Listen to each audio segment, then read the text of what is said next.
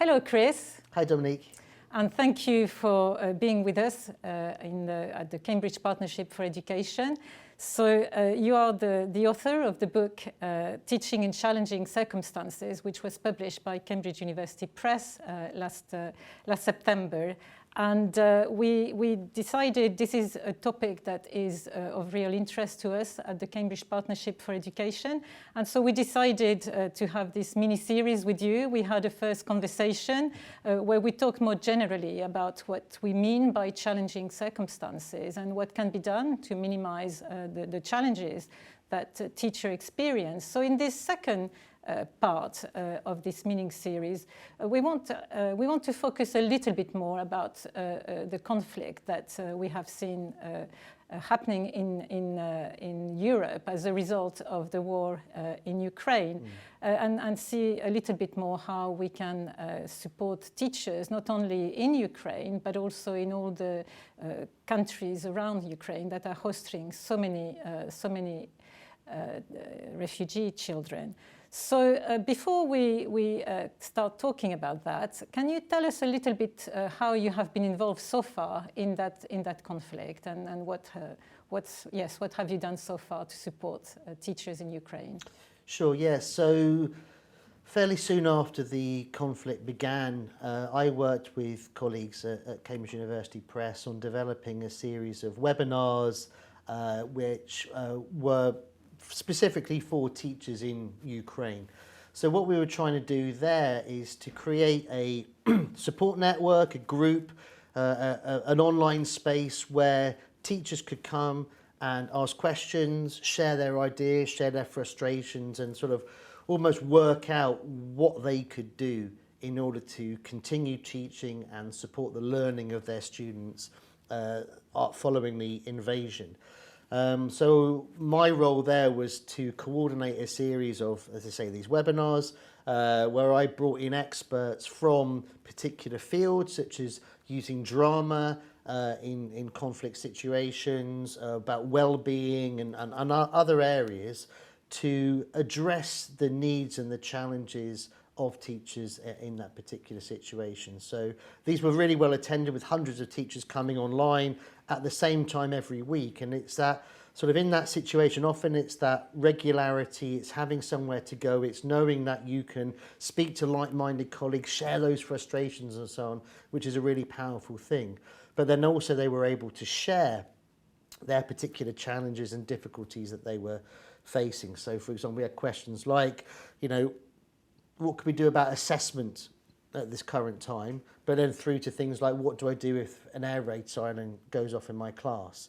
So it's all these sorts of questions that were coming in, and I think it's almost just giving an opportunity and a voice to teachers in that situation, which can be such a powerful thing. But then it's also the practical advice which you're able to give as well. So that was the work I was doing sort of initially, and then more recently I've been working with the British Council in Warsaw to train Ukrainian teachers who have both come from Ukraine but also who are based in Poland, Lithuania, Moldova, other European countries. And we're looking at how we can support them with a trauma-sensitive pedagogical approach to learning in that particular situation.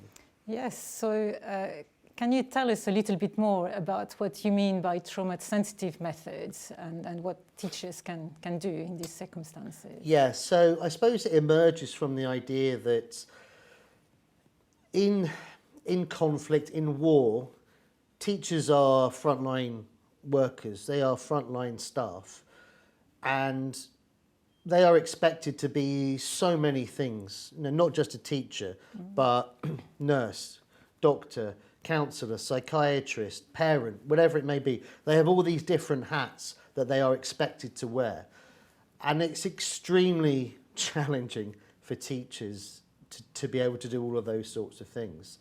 What a trauma-sensitive approach to pedagogy tries to do is to say, how can you create a system? How can you create a classroom? How can you manage and adapt the learning in order to recognise the huge impact of trauma that students are facing at this particular time.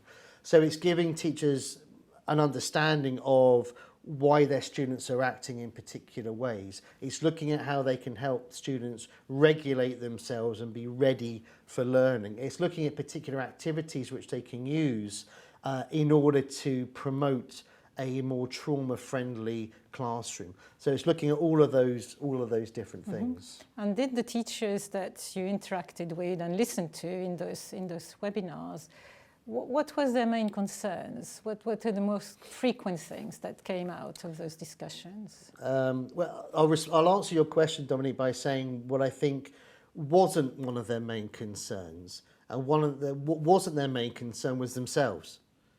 And that was that's a really interesting thing in and of themselves. They weren't thinking of their own trauma that they'd experienced. They weren't thinking about their own mental health. They weren't thinking about their own ways of responding to the situation. They were thinking about their students and what they could do there. So it's almost taking a little step back first and getting teachers to recognise that they may be suffering from trauma. They may know that, they may not be aware of that. It may be something which is happening now, it may be something which happens further down the line. So I think that's almost first and foremost what needs to happen. And that was represented in the training that I did in Warsaw, in that the first part of that course, we just tried to get the teachers to think about their own experiences, to reflect on that and to recognise where they themselves are coming from.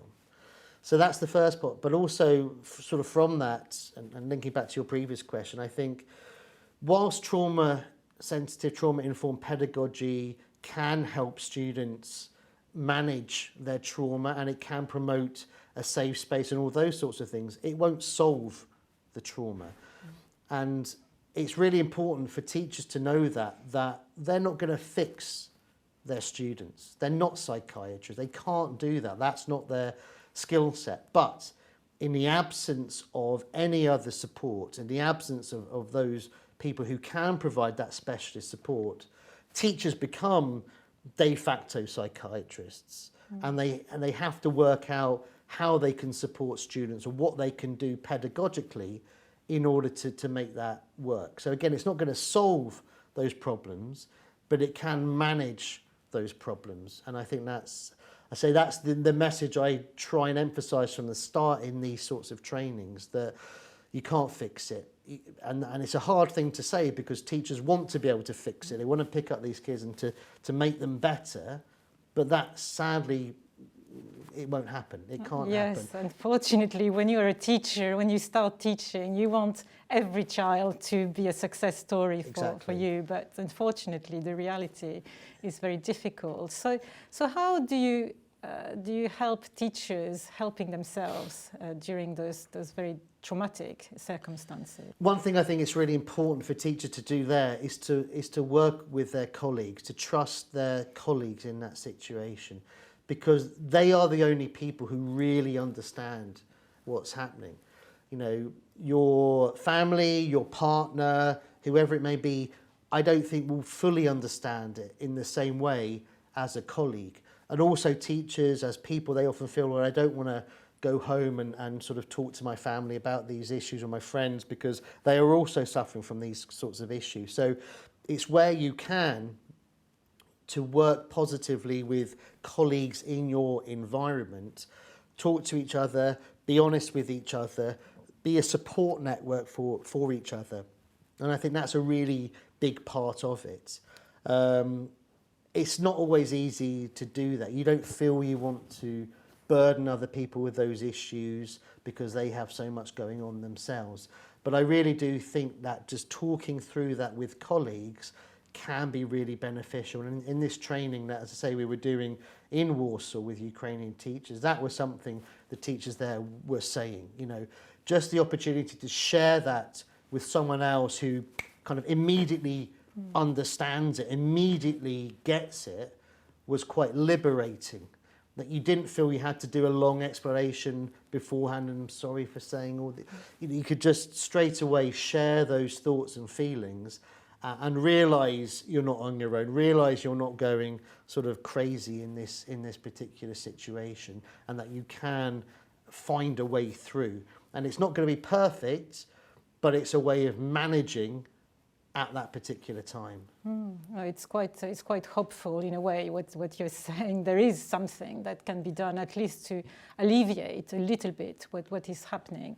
So we at Cambridge Partnership for Education, we work mostly with governments, and therefore we're always interested in advice regarding policy and what can be done at ministerial level to try and find solutions. So what do you think? What advice could we give to governments in order to try and address these issues that support their teachers really in those very, very unprecedented circumstances for them? Yeah, I mean, I think there's lots that can be done even now. For example, at the kind of ministerial level, it may be things like looking at assessment, for example.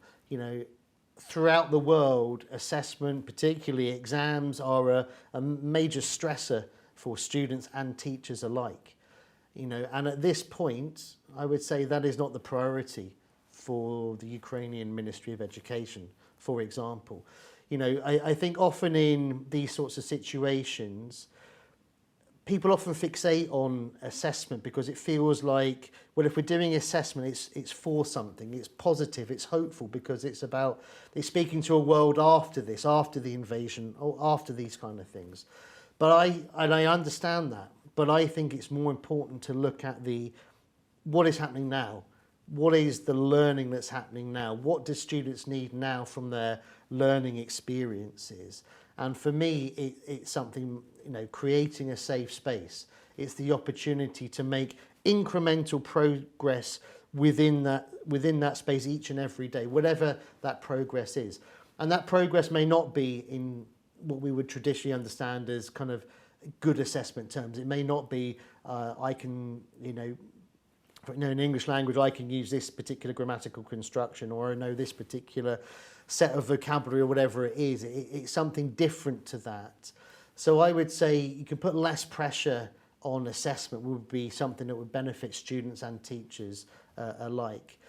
That's in the short term. I think in the longer term, it's important for the Ukrainian Ministry of Education to see, well, what can we do? Can we reimagine education after this? I think as a world, we had an opportunity sort of after COVID to reset education.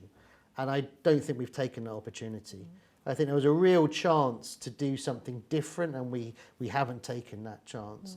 But I think there is an opportunity with this to reset education, to think about how we embed peace education within a national curriculum, for example. There are many things that can be done. How we can normalise trauma-sensitive pedagogy within and across a whole education system. There is an opportunity for these sorts of things. Whether that opportunity is sort of taken, who's to say? But I think there is that opportunity will be there in the future.